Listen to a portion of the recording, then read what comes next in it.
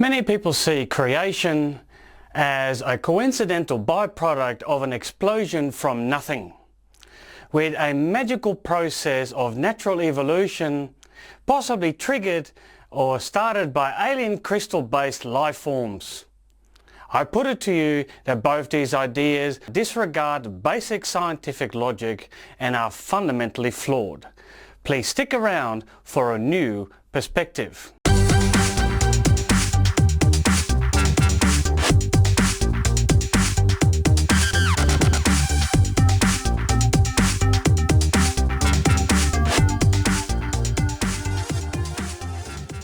And welcome to another episode of New Perspectives, and this time we're going to talk about creation. I also have another video on this channel which goes more into the operation of creation itself, and you may like to check that out as well, link below. Today still, the scientific view of Darwinian single-cell evolution and a momentary Big Bang prevails. Some, like Richard Dawkins, even suggest that the first life form could have arrived on this planet on the back of an alien crystal to kickstart the entire process. Of course, this position is absurd and does not answer the primal question of ultimate cause.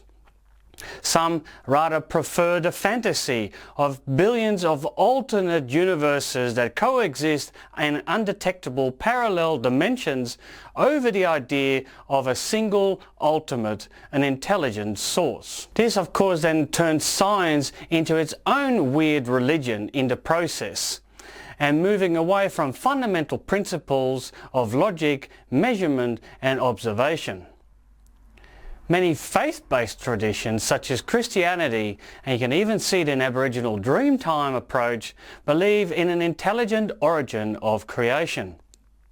However, most of these principally believe that there is some form of natural evolution process that occurs after the divine has instigated or initiated a process, but that there is no continual engagement by this divine or creator in this process, and that we're fully guided by natural laws. Now let me ask you a few basic questions. Is inert matter, that matter, capable of organizing itself into a living complex structure? Can something cause itself to come into existence? And can intelligent life spring from nothing? In my opinion, logic dictates that the answer to all three of these questions must ultimately be no. One way or another, we must accept some unseen prior cause for the existence of our universe and take it on faith, whether we are religious or not. What is dead and without life cannot become alive by itself. What is inert and without any external force cannot gain momentum by itself. This is simply illogical. Any change requires an external force, an external influence, whether conscious or not. Time is of course not a force and therefore cannot affect anything. Something cannot cause itself to come into existence from nothing. An effect can not at the same time be its own cause. Therefore something must have a prior cause.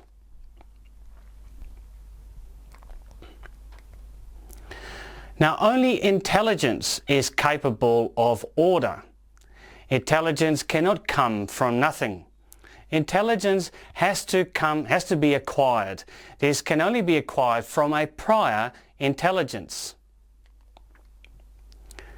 Now I want the audience to just get over the term God for a minute, park it aside just for a moment, and focus on an ultimate reality, an ultimate source or prior cause from which we all have our being.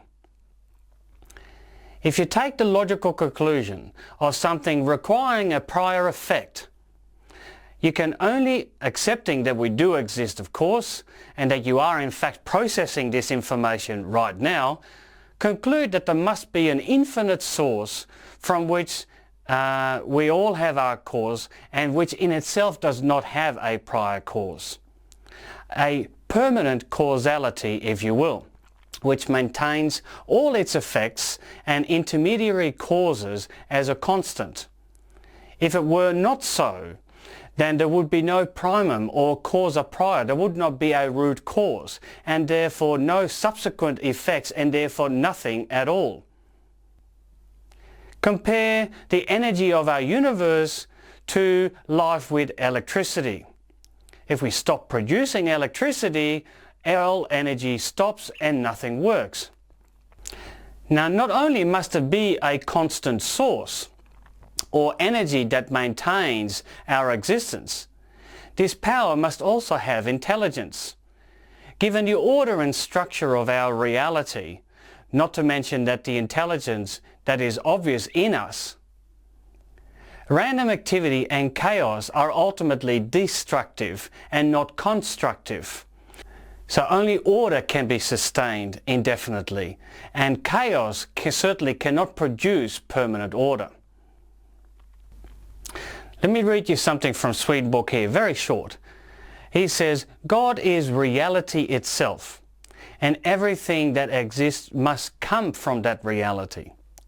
To speak of creating something that exists from a nothing that does not exist is a plain contradiction in terms.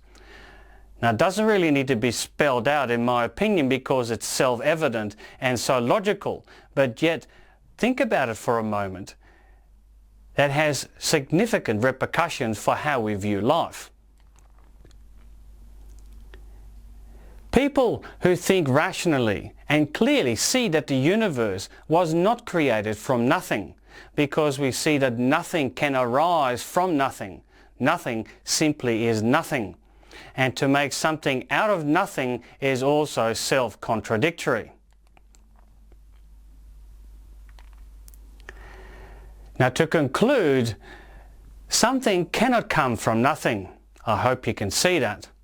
Something cannot cause itself to come into existence from nothing. I hope you can see that too. And what is inert or dead, what does not have life, cannot cause life or intelligence to come into existence. And therefore, the only conclusion that you can reach is that there must be an ultimate primal cause, and that this primal cause must be without cause itself.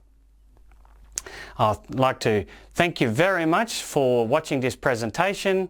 If you like it, please press like and share, and we'll see you next time. Thank you.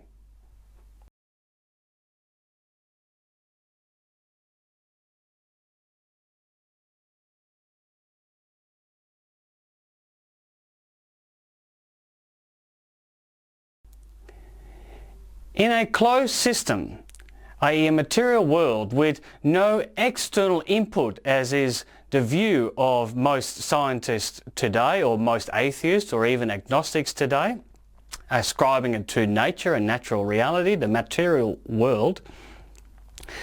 If that is in fact the case, then it's a closed system, and therefore no new information can come into existence. This means that an intelligent primal source is actually required. And this requires a higher intelligence having to be required to be in existence well before us, and from which we obtain our own intelligence.